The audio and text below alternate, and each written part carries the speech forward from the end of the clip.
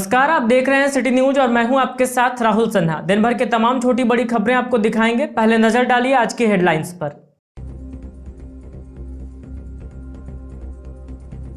अवैध शराब के खिलाफ हिरोडे पुलिस ने की कार्रवाई। अभियान चलाकर कई शराब भट्टियों को किया ध्वस्त। एक की हुई गिरफ्तारी। बीमा कर्मचारी संघ ने एलआईसी कार्यालय के बाहर किया प्रदर्शन। एलआईसी के निजीकरण समेत कई मुद्दों को लेकर केंद्र सरकार पर साधा निशाना। कहा, देश भर में मनाया जा रहा है विरोध दिवस। खोरी महुआ एसडीओ ने गांवा प्रखंड के विभिन्न पीडीएस दुकानों का किया औचक निरीक्षण। कई दुकानों से गड़बड़ियां हुई उजागर, कार्रवाई के दिए संकेत। और बारिश में घर धंस जाने से जसपुर के चुमलों में बेघर हुआ है एक किसान परिवार। लगातार गुहार के बाद भी जनप्रतिनिधि नहीं ले रहे हैं सुध। रिश्तेदारों के घर में रहने को विवश है पूरा परिवार।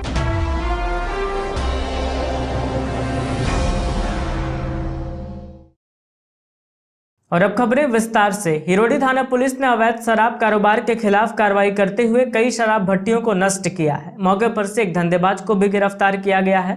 इस दौरान पुलिस ने भारी मात्रा में जावा को भी नष्ट किया है।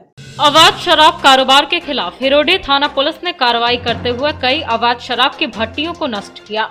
वहीं एक धंधेबाज को गिरफ्तार भी किया गया है। गिरफ्तार धंधेबाज रेम्बा का रामचंद्र राम है। इस बाबत थाना प्रभारी राधेश्याम पांडे ने बताया कि गुप्त सूचना पर बीती रात रेम्बा और कटवारा में छापेमारी की गई। इस दौरान 90 लीटर महुआ शराब और 11 क्विंटल जावा को नष्ट कर दिया गया।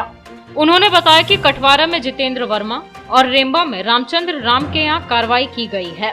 इस मामले में रामचंद्र राम को गिरफ्तार किया गया है। वहीं जितेंद्र वर्मा मौके से फरार हो गया। कहा कि थाना क्षेत्र में किसी भी सूरत पर अवैध कारोबार को पनपने नहीं दिया जाएगा। अवैध कारोबार करने वाले धरे जाएंगे। छापामारी टीम में हिरोडी थाना प्रभारी राधेश्याम पांडे, एएसआई दीपक कुमार, गौरव भगत, मोनू राम, एसआई ओम प्रकाश सिंह समेत अन्य जवान शामिल थे।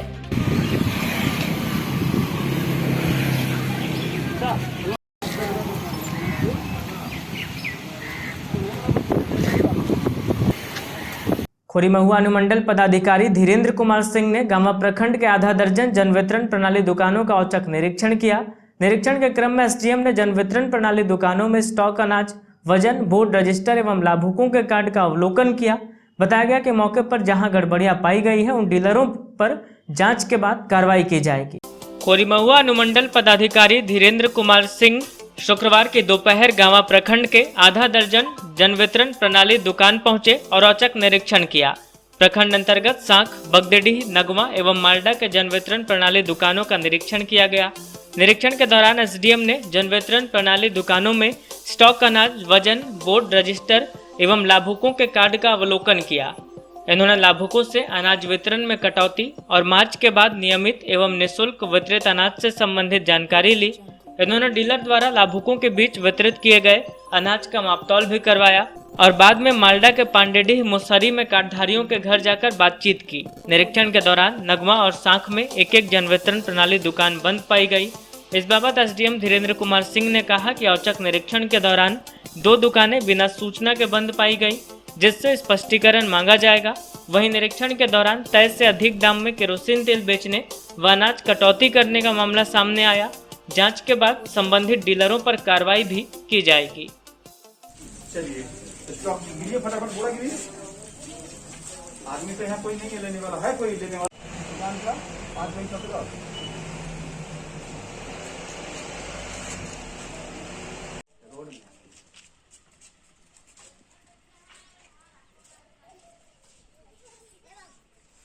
यही मोहल्ला का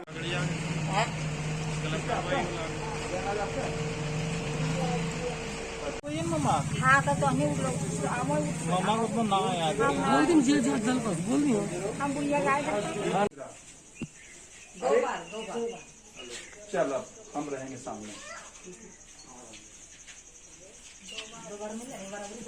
हाँ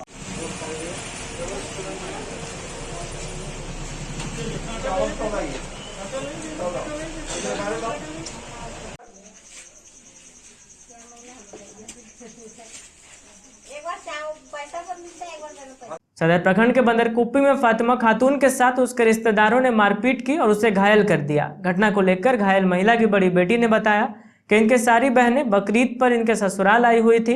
तभी रिश्तेदारों ने अकेला पाकर इनकी मां के साथ मारपीट की। घटना को लेकर थाने में आवेदन भी दिया गया है। सदर प्रखंड के बंदरकुप्पी में इकबाल अंसारी की पत्नी फातिमा खातून को रिश्तेदारों ने ही मारकर लहूलुहान कर दिया। शुक्रवार को महिला को इलाज के लिए सदर अस्पताल लाया गया। बताया गया कि इसके साथ इसकी गोतनी शहजादी खातून और उसके बेटे एजाज अंसारी व सुहेल अंसारी ने लाठी डंडे से खूब मारपीट की है, जिससे इसके चेहरे और सर में काफी चोटें लगी है। घटना को लेकर घायल महिला की बड़ी बेटी तमन्ना परवीन ने सारी जानकारी दी। इसने बताया कि इसकी सारी बहनें इसके ससुराल तेलोडी बकरीद में आई हुई थी, जिसके कारण इसकी अम्मी घर पर अकेली थी। घर पर अकेला देखकर रिश्तेदारों ने मारपीट की है। बताया गया कि इनका कोई भाई नहीं है, ये लोग सिर्फ 5 बहनें ही हैं, जिसके कारण हमेशा ही घर के अन्य रिश्तेदार इनकी अम्मी को दबाने का प्रयास करते हैं। पहले भी 5-6 बार मारपीट किया गया है। बताया गया कि इन लोगों ने कई बार मुखिया को आवेदन दिया, मगर इनके दादा आशिक हुसैन अंसारी के कारण फैसला सही से नहीं हो पा रहा है। इस बार भी थाने में आवेदन दिया गया है। देखते हैं पुलिस क्या कुछ करती है। एजाज सोहेलवाल और ये सजदिया पथला से फेंक के मारते सजदिया ये ताला लगा कर रखे थे, के कारण वो नाई के लिए मौका न मिले पर निकले। किस लिए मार को कौन चीज से पथला से पत्थर से कौन चीज बिगाड़ भी कुछ ना बिगाड़े पाते से को हमने जे करे से करते रह कुछ ना करे पाते। ये बोलू यार मार बार धमकी दिए, मारे के धमकी दिए, मारने कर रूह सजद ने अगर खत्म करने मार खत्म करने उनके खत्म करने हमारे मर्दे कुछ ना जाने पाते, हमारे मर्दे कुछ ना जानते। बोले तोरे साबू तोरे तोर पर विश्वास करते कि कोई नहीं विश्वास करते। तो पचम्बा थाना क्षेत्र के योगीटार जोरबाद में 2 युवक तस्लीम अंसारी और बंटी अंसारी के साथ उनके किराएदार दुकान संचालक ने अपने सहयोगियों के साथ मिलकर मारपीट की। बताया गया कि दुकान में बैठने वाले लोग आती जाती लड़कियों की फोटो खींचकर उसे वायरल करते थे, जिसे मना करने पर उन लोगों ने घर में घुसकर मारपीट की। पचम्बा थाना क्षेत्र के योगीटार जोरबाद में 2 युवकों के साथ गांव के लोगों ने मारपीट की। शुक्रवार को घायल अवस्था में दोनों को इलाज के लिए सदर अस्पताल लाया गया। घटना में तस्लीम अंसारी व बंटी अंसारी घायल हुआ है। बताया गया कि तस्लीम व बंटी के घर में एक दुकान है, जिसे इन लोगों ने किराए पर दे रखा है। आरोप है कि दुकान में बैठने वाले लोग आती जाती लड़कियों के फोटो खींचकर उसे वायरल करते हैं। इन्हीं सब मुद्दों को लेकर दुकान संचालकों को हिदायत दी गई थी, जिसके बाद बकझक हुई और दुकान संचालकों ने अपने सहयोगियों के साथ मिलकर उनके घर में घुसकर मारपीट की।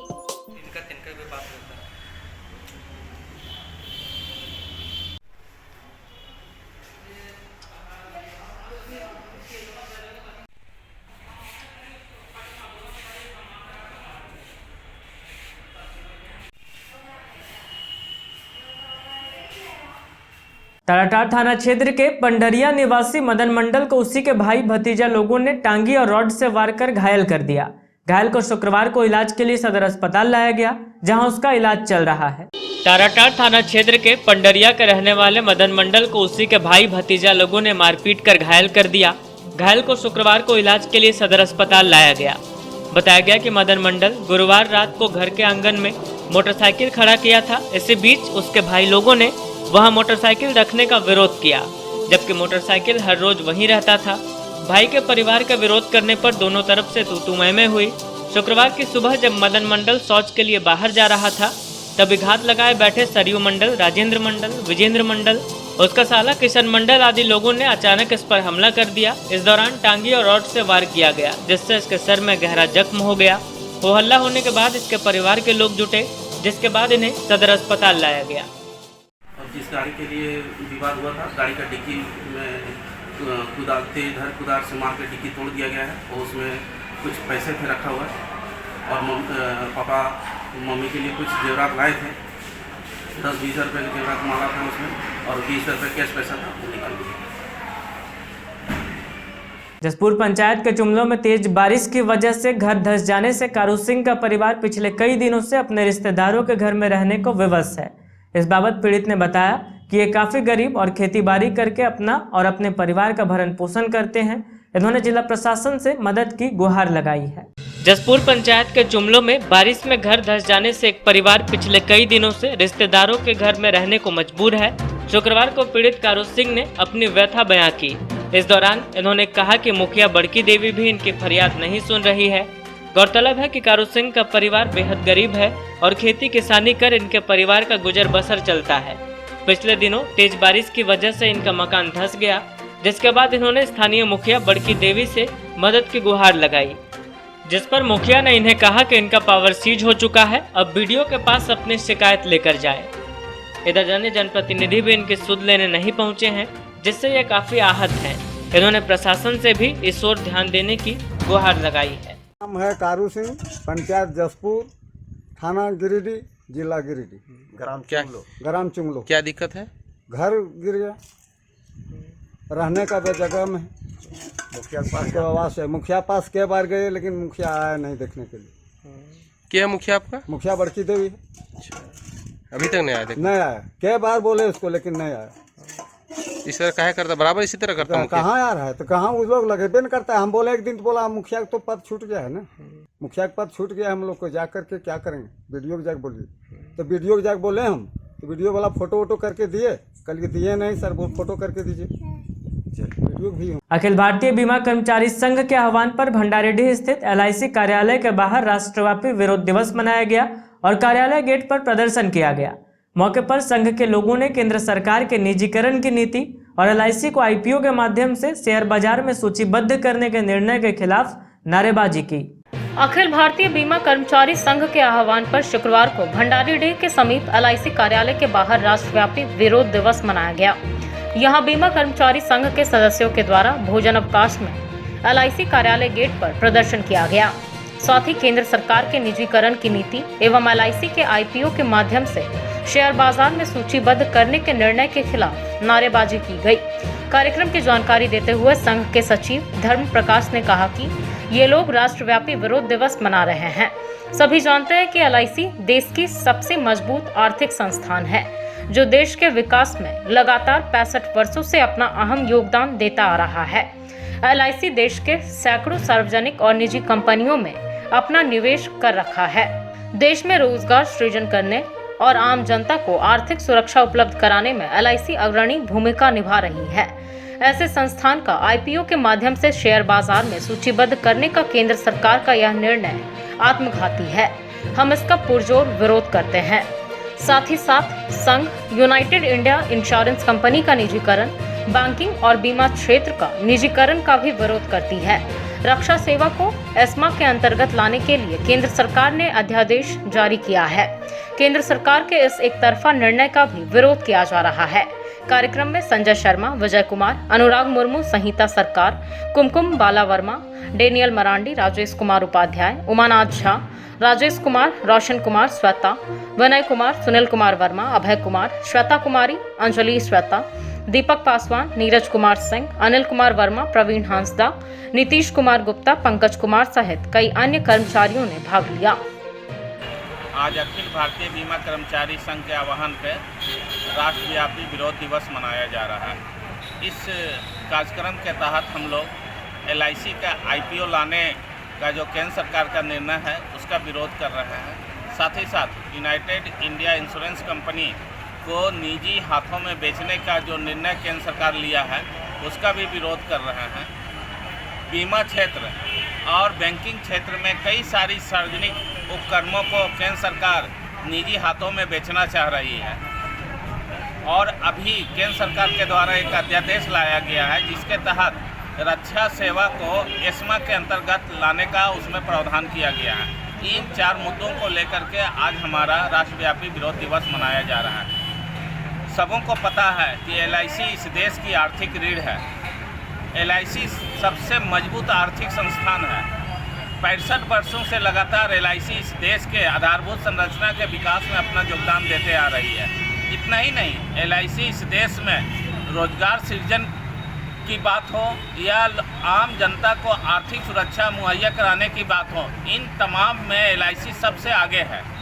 और ऐसी संस्थान का अगर IPO के माध्यम से शेयर बाजार में सूचीबद्ध किया जाता है तो यह केंद्र सरकार का आत्मघाती निर्णय है और इसी के विरोध में आज का हमारा ये विरोध दिवस है।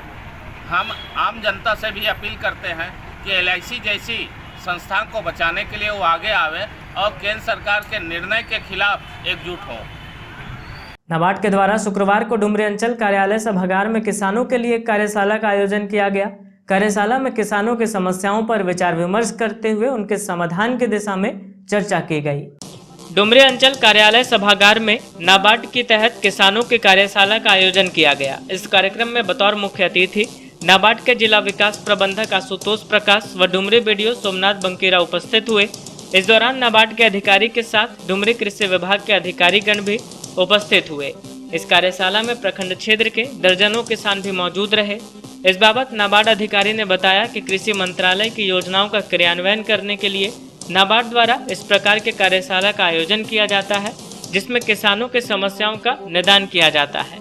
किसानों को खाद बीज का लाइसेंस कैसे मिले, किसान स्टोरेज स्ट्रक्चर कैसे बनाए, इस पर विचार विमर्श किया जाता है। नाबार्ड अधिकारी ने बताया कि इस प्रकार के आयोजन का मुख्य उद्देश्य किसानों को जागरूक कराना है, ताकि किसान अपने उत्पादन को सही दामों में बेच सके और किसान अपने खेतों में उन्नत कृषि कर अच्छी कमाई कर सके। जो योजना कृषि मंत्रालय के द्वारा लाई गई है, जिसका क्रियान्वयन नाबार्ड के द्वारा किया जाएगा, इस डुमरी प्रखंड में 10,000 एफपीओ का गठन करने का जो संकल्पना किया गया है मंत्रालय के द्वारा, उसी संदर्भ में डुमरी प्रखंड में भी 2020-21 के लिए यहाँ पे एफपीओ गठन का कार्य किया जा रहा है। ऑलरेडी हम लोग रजिस्ट्रेशन करवा चुके हैं और कंपनी का नाम Parasnath farmers producer company limited है।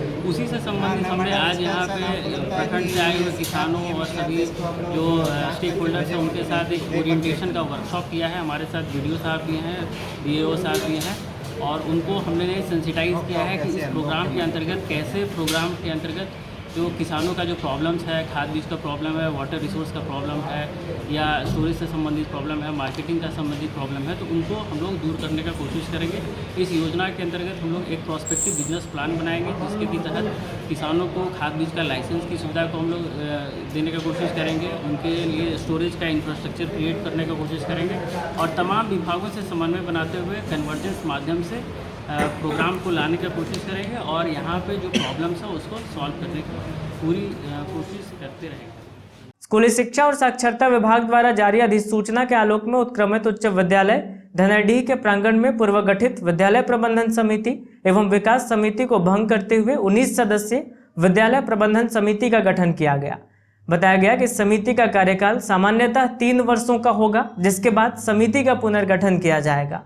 उत्क्रमित उच्च विद्यालय धनाडीह के प्रांगण में शुक्रवार को पूर्व गठित विद्यालय प्रबंधन समिति एवं विकास समिति को भंग करते हुए प्रस्तावित 19 सदस्यीय विद्यालय प्रबंधन समिति का गठन किया गया। बताया गया कि सचिव स्कूली शिक्षा और साक्षरता विभाग झारखंड सरकार की ओर से जारी अधिसूचना के आलोक में समग्र शिक्षा का सर्वव्यापीकरण एवं गुणवत्ता शिक्षा उपलब्ध कराने के उद्देश्य के तहत सभी प्रबंधकीय, शैक्षणिक एवं अन्य गतिविधियों को एक ही समिति द्वारा संचालित करने का निर्देश मिला। इसी के तहत उत्क्रमित उच्च विद्यालय धनाडीह में 19 सदस्यीय विद्यालय प्रबंधन समिति का गठन किया गया। नई समिति में अध्यक्ष महेंद्र दास, उपाध्यक्ष ललिता देवी, सचिव भुवनेश्वर प्रसाद सिंह, सदस्य रविंद्र प्रसाद वर्मा, विवेकानंद तिवारी, रामधनी साव, सुरेश विश्वकर्मा, ललित नारायण तिवारी, काजल देवी, फुलवंती देवी, रीना देवी, मुन्नी देवी, गीता देवी, शिक्षक सदस्य राहिल मेरी हंसदा, संजीव कुमार, रामलखन साहू, स्थानीय प्राधिकार सदस्य लाखेश्वर राणा, बाल संसद सदस्य मनीषा कुमारी एवं कल्याण पदाधिकारी या उसके प्रतिनिधि को शामिल कराया गया। बताया गया कि समिति का कार्यकाल सामान्यतः 3 वर्षों का होगा। 3 वर्ष की अवधि पूर्ण होने पर समिति का पुनर्गठन किया जाएगा। मौके पर शिक्षक संजीव कुमार भी उपस्थित थे। अध्यक्ष हम ग्रहण किए, लेकिन अपना पदभार एक हरिजन वो होना भी हम लोग के लिए प्राथमिकता होगी। इसलिए मैं इसको संचालित, इसको सुचारू रूप से चलाने के लिए महेंद्र दास को अपना जिम्मा हम देते हैं। उनको ग्रहण करना चाहिए और संचालित करें। और यहाँ पर देखिए, किसी भी तरह का आपसी मतभेद नहीं होना चाहिए। यह प्रबंधन समिति का चुनाव है और इसमें पढ़े लिखे लोग होना चाहिए, जो स्कूल में समय आध घंटा, 1 घंटा, 10-15 मिनट दे सके। इसका कार्यालय भी है, इसका सारी खर्चा भी है, लेकिन लोग आने में इच्छित करता है। इसलिए ऐसे लोग हो जो स्वतंत्र हो और डेली नहीं आना तो हफ्ता में 3 दिन सुबह कर स्कूल खुलने के बाद जब बच्चे क्लास करते हैं उस समय आ करके घूम के चले जाना चाहिए।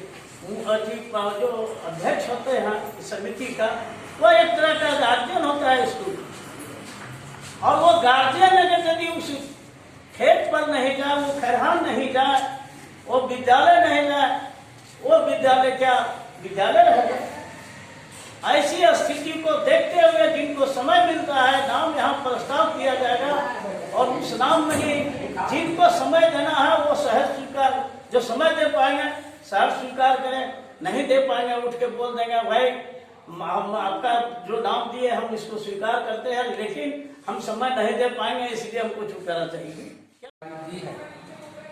और मैं आप सबों के बीच हम एक विश्वास अपना देता हूँ कि हम जहाँ तक होगा इस बच्चे के विकास के लिए हम सहयोग क्रमबद्ध करेंगे।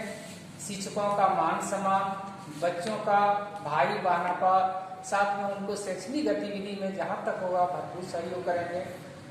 विद्यालय के तहत जितने तरह का फंड आएगा उसको सुचारू रूप से उसका विकास करवाएंगे, क्योंकि बच्चे के लिए विकास है।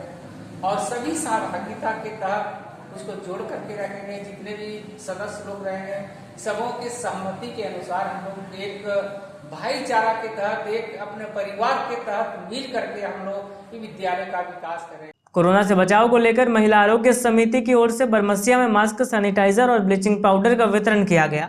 मौके पर मुख्य अतिथि के रूप में उपस्थित वार्ड पार्षद गुड़िया देवी के हाथों लोगों के बीच यह वितरण कार्यक्रम किया गया। महिला आरोग्य समिति की ओर से शुक्रवार को बरमसिया में सैनिटाइजर, मास्क व ब्लीचिंग पाउडर वितरण कार्यक्रम आयोजित किया गया। कार्यक्रम में पहुंचे बतौर मुख्य अतिथि वार्ड पार्षद गुड़िया देवी के हाथों से लोगों को सैनिटाइजर और मास्क दिया गया। कार्यक्रम के विषय में जानकारी देते हुए महिला आरोग्य समिति के अध्यक्ष दुर्गा देवी ने बताया कि यह कार्यक्रम स्वास्थ्य विभाग की ओर से किया जा रहा है और कार्यक्रम में यूनिसेफ स्कूल और चेतना विकास के कार्यकर्तागण भी मौजूद हैं। उन्हीं के देखरेख में यह कार्यक्रम आयोजित किया गया है। कार्यक्रम में सहयोग देने के लिए वार्ड पार्षद गुड़िया देवी के प्रति संस्था के सदस्यों ने आभार भी जताया। मौके पर यूनिसेफ स्कूल और चेतना विकास की ओर से प्रखंड समन्वयक Priyanka Sharma, William Jacob, cluster coordinator Amisha Sharma, Rinki Devi, संयोजिका रेखा देवी, कोषाध्यक्ष गायत्री देवी, गुंजा देवी, लीलावती देवी, पुतुल देवी, मीरा देवी, पिंकी देवी, मोतीराज देवी, किरण देवी, मंजू देवी, अनीता देवी आदि मौजूद रही। देवी वार्ड नंबर 15 से आज महिला आरोग्य समिति द्वारा आज लोगों को बैठक हुआ।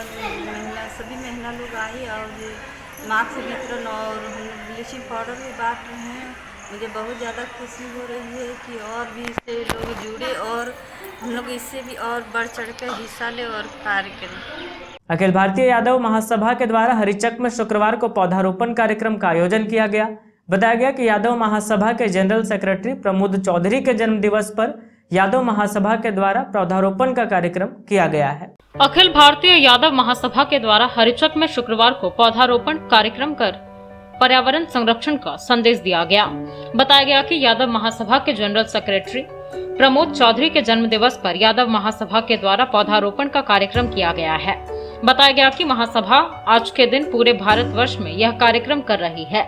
बताया गया कि इस कोरोना काल में ऑक्सीजन की कमी को देखते हुए सभी ने पौधा लगाने का संकल्प लिया। मौके पर महासभा के जिला अध्यक्ष राजकिशोर यादव, प्रधान महासचिव भुवनेश्वर माथा, संजीत कुमार, जिला सचिव राजेंद्र यादव, प्रखंड अध्यक्ष शंभू कुमार यादव समेत यादव समाज के कई गणमान्य लोग उपस्थित थे। आज ऑल इंडिया यादव महासभा की तरफ से पूरा भारतवर्ष में पौधरोपण किया जा रहा है, वृक्षरोपण किया जा रहा है। प्रमोद चौधरी जो हमारे राष्ट्रीय महासचिव हैं, उनका आज जन्मदिन है।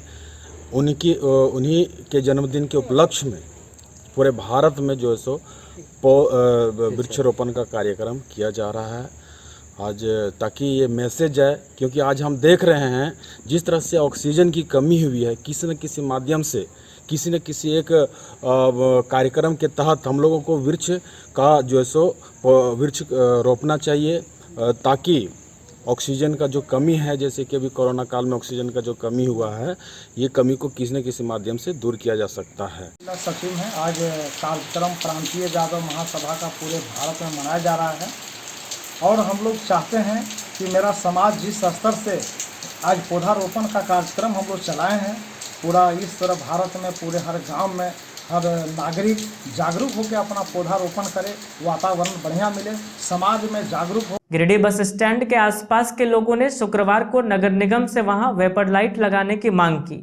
बताया गया कि इस रोड में सैकड़ों लोगों का आना जाना लगा रहता है और रात हो जाने के बाद लोगों को काफी दिक्कतों का सामना करना पड़ता है, इसलिए लोगों ने जल्द से जल्द इस जगह पर लाइट लगवाने की मांग की है। गिरिडीह बस स्टैंड के आसपास के लोगों ने शुक्रवार को नगर निगम से वेपर लाइट लगाने की मांग की है। बताया गया कि नगर निगम के द्वारा गिरिडीह बस स्टैंड से राजा बंगला की तरफ जाने वाली पीसीसी रोड के ऊपर काफी पुराना एक वेपर लाइट लगवाया गया था, जो खराब हो चुका है। इस रोड से सैकड़ों लोगों का आना जाना लगा रहता है और रात हो जाने के बाद लोगों को काफी दिक्कतों का सामना करना पड़ता है। अंधेरे में कई लोग गिरकर जख्मी भी हो चुके हैं। इसके अलावा रात में गाड़ी वगैरह चोरी होने का डर भी लगा रहता है, इसलिए जल्द से जल्द इस जगह पर लाइट लगवाया जाए ताकि सभी लोगों को इधर से गुजरने में सहूलियत हो जाए, सबके दिक्कत हो जाए और पब्लिक के अंधार में यहाँ दिक्कत हो जाए। यहाँ गाली भी बनल ना है, गड्ढा हो गया, 2-3 गो गिर गए गाड़ी वाला, तो जल्दी से जल्दी लेटवा दिया जाता है। ये जो आप देख रहे हैं बस स्टैंड से शॉर्टकट रास्ता राजा बंगला के रास्ते चली जाती है। यहाँ पर बिजली के पोल में एक वेपर लाइट दिया गया है, परंतु वह सदा खराब रहता है, जिसके कारण अंधेरा बना रहता है, लोगों को आने जाने में सदा परेशानी रहती है। साथ ही यहाँ बहुत सारे लोग अगल बगल में निवास करते हैं, जिनको भी निकलने में अंधेरा में काफ़ी दिक्कत होता है। मैं नगर पालिका के पदाधिकारियों से अनुरोध करूँगा कि यहाँ पर कम से कम 2 वेपर लाइट देकर इस रास्ते को उजालामय कर दें, ताकि रात में लोगों का आना जाना सुविधाजनक हो सके। नगर पालिका से अनुरोध है कि कृपया करके जल्दी लाइट लगाएं। इससे हम लोग को बहुत दिक्कत होता है, आने जाने में रात को दिक्कत होता है, कभी भी कोई प्रॉब्लम हो जाता है और आदमी लोग का इस रास्ता में से कंटिन्यू आना जाना होता है। इसलिए अनुरोध है कि लाइट सैकड़ों लोग आते जाते हैं, इससे अनुरोध है कि जल्दी से जल्दी ठीक करवा दीजिए। अंत में आइए फिर से नजर डालते हैं आज की हेडलाइंस पर। अवैध शराब के खिलाफ हिरोडे पुलिस ने की कार्रवाई। अभियान चलाकर कई शराब भट्टियों को किया ध्वस्त, एक की हुई गिरफ्तारी। बीमा कर्मचारी संघ ने एलआईसी कार्यालय के बाहर किया प्रदर्शन। एलआईसी के निजीकरण समेत कई मुद्दों को लेकर केंद्र सरकार पर साधा निशाना। कहा, देश भर में मनाया जा रहा है विरोध दिवस। खोरी महुआ एसडीओ ने गांवा प्रखंड के विभिन्न पीडीएस दुकानों का किया औचक निरीक्षण। कई दुकानों से गड़बड़ियां हुई उजागर, कार्रवाई के दिए संकेत। और बारिश में घर धंस जाने से जसपुर के चुमलों में बेघर हुआ है एक किसान परिवार। लगातार गुहार के बाद भी जनप्रतिनिधि नहीं ले रहे हैं सुध। रिश्तेदारों के घर में रहने को विवश है पूरा परिवार।